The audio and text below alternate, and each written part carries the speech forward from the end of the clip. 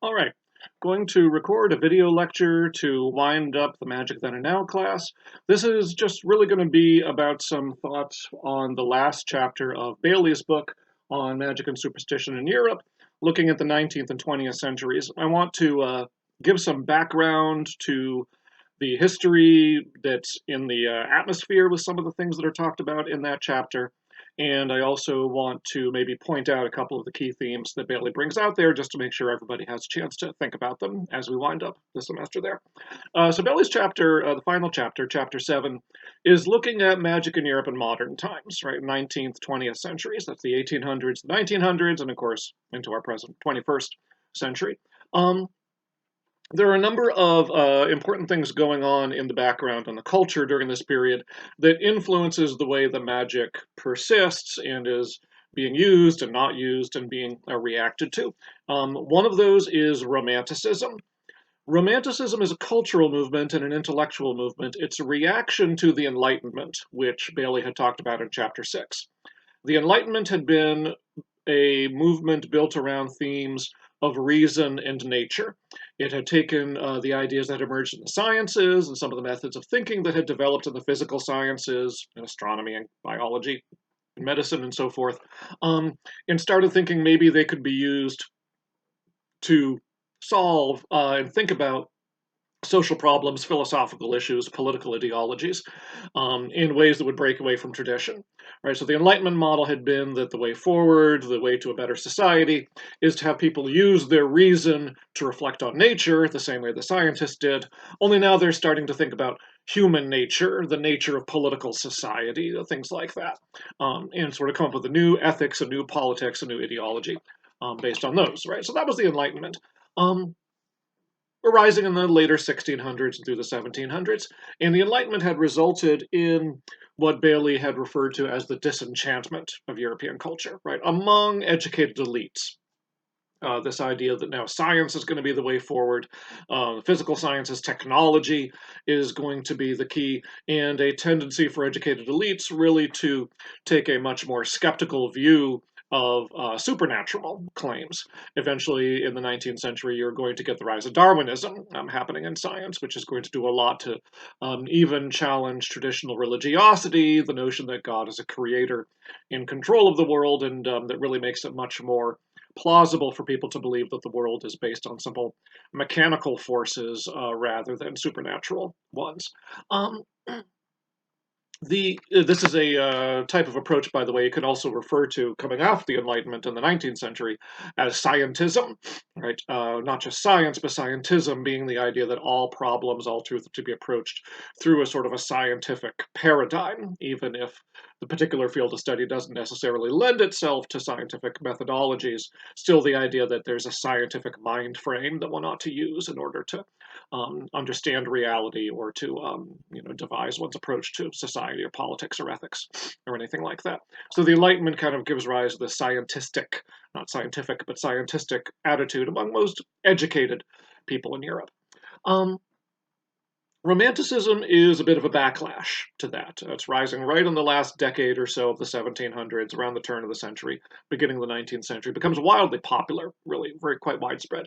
Um, the Romantics feel that their Enlightenment predecessors had missed something, that in all this focus on reason, they've lost track of something ineffable, something inexpressible, something deep in the human heart that makes people human and that carries deeper meaning, even if it can't be rationally analyzed and dissected and studied scientifically. Right? So the notion with the Romantics is there's something mysterious, there's something inexpressible, there's something unique to the individual deep inside them, deep inside their soul, and that a merely rationalistic approach, an enlightenment or scientific approach, is going to miss out on this. Um, so with the Romantics, you find much more interest in recovering things that previously had been dismissed as nonsense and superstition and sort of emotional hogwash that Enlightenment people didn't want to bother with. There's much more desire to sort of recover these and put a higher value on them among the Romantics.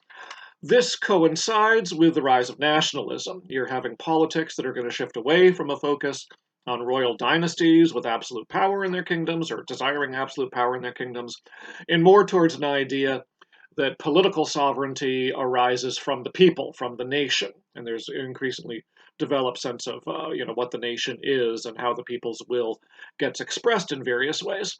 Um, as politics are shifting towards nationalism, you have the American and French revolutions, you have various national unification movements in places like Germany and Italy going on. You start having a lot of romantically minded writers, poets, artists, and others taking an interest in finding the spirit of their people, right? Romantics had still been thinking about nature, much as Enlightenment people had, but whereas for the Enlightenment, nature was a thing you studied using reason, for romantics, nature is a thing you experience using your spirit, right? So, sort of shift from the rational to the more emotional or affective part of humanity. So, you go from this study of nature in the Enlightenment to the experience of nature in the spirit that you have with Romanticism. And then the Romantics are going to be members of nations, increasingly democratic and other kinds of politics starting to emerge in the 1800s, and they're going to start wondering about, well, okay, what's the nature of our nation, right? What's the spirit of the nation, and how do you recover that? And that's going to give rise to a movement we could call the folklorist movement. This idea that if you want to trace the roots of your national culture, of your national essence, your national spirit, you're not going to be able to find it by looking at the writings of cultured elites, because that's all coming out of the classics. That's coming out of the Mediterranean. That's coming from Rome and Greece. It's coming from Christianity, which is a Mediterranean religion and has its roots in Judaism.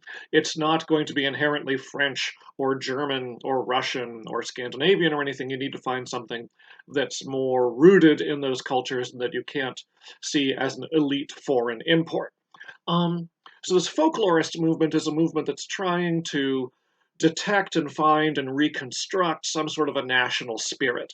One of the most famous examples would be the Grimm brothers, Wilhelm and Jakob in Germany in the early 1800s, who go around and they start visiting grandmothers and nurses around Germany. They start going around the villages and saying, "What sort of stories do you tell the children? What are your bedtime stories and things like that?" And you get, Grimm's fairy tales arising out of it, right? Grimm's, the Grimm stories. For the Grimm brothers, the point of all this is not to have a nice book you can publish that you can now have more stories to tell children or that you can make Disney movies out of or anything like that. The Grimm brothers are trying to find the spirit of Germany. And the idea is that they believe, perhaps wrongly, but they believe that these stories embody some sort of a primitive oral tradition passed down among authentic German people that's not tainted by influence from outside cultures, something that's truly authentically German. And that's what they want to have. And so they compile all these stories. So this folklorist movement, you have just whole waves of it. Bailey comments in his chapter that what's happened with the Enlightenment, in a sense, is that the educated elite have become so different in their culture and their mentalities from ordinary people, in their farms, that they sort of start thinking of their own commoners as a foreign population you can go study, like an anthropologist, and then going to go visit them and interview them and write down what the customs are of these odd people living in the rural villages and, what stories they tell and what songs they sing, what games they play, things like that. This whole fascination with recovering the folklore of your country. Um, One of the things that goes along with this folkloric tradition is a tendency, a bias on the part of the folklorists to assume that the customs they're finding are very, very old, right? That they go back a long, long, long, long time, hundreds of years. If they find some practice, maybe a celebration or a holiday or something people do for a celebration at a holiday or a story they tell, that they can't trace to Christian elites to classical literary culture to something like that, then they assume this is something that's been passed down and down and down and down for generations, for centuries, for maybe that is something that goes back before the spread of Christianity, goes back 1,000 years or something like that. That's not, when you think about it critically, that's not a warranted assumption, right? If you have a story that your grandmother told you and maybe her mother told it to her, that doesn't necessarily mean that the same story has been told for 500 or 1,000 years. It could be that great grandma or great great grandma was the first person to make up that story. Or maybe they had got it from a literary source that's kind of shifted a little bit in the telling. It might be 50 or 100 years old, but it's not necessarily 500 or 1,000 years old. The fact that you don't have documentation for when it began doesn't entitle you to assume it began thousands and thousands of years ago, right? It doesn't give you carte blanche to push it back that far. But that's precisely the assumption that a lot of these folklorists did, in fact, make. Um, when they do that, they now start thinking, okay, we're going to recover the authentic spirit of our people. When we look at this folklore, we're looking at something pre-Christian, something that goes back to the original essence of our people. And of course, with that, they're going to start having a lot of ideas about magic. And this is where a lot of the witchcraft material we've been studying in this course starts getting reinterpreted and reappropriated in a new way, right? Um, they take the accusation, at least some folklorists, take the accusations brought against people in the early modern period of witchcraft, and they take it not as an indicator of a paranoid culture among authorities that's accusing people falsely of these kinds of things, but in a way they take it seriously, right? They believe that maybe these women accused of witchcraft actually were practicing some kind of a pre-Christian religion that went back for centuries and centuries, and that the Christian authorities were only just starting to discover it in the 1400s and are trying to persecute it and stamp it out of existence, when in reality you had this sort of underground pagan religion surviving all this time. And this becomes a very popular folkloric myth, right? This idea that magic and witchcraft, along with various kinds of stories and myths and holiday celebrations, Christmas trees and Easter eggs and all sorts of things like that, which also had only very recently appeared in the 1600s or 1700s. The notion that these are ancient pagan traditions that go back and somehow express the spirit of their people. So that's one of the really sort of key elements I think that Bailey's talking about in this chapter is this folkloric reappropriation, reinterpretation of the notions of magic that had prevailed in earlier eras, and then starting to imagine it as the essential um, heart of the spirit of their various national cultures, which they want to sort of project backwards in time as far as they possibly can.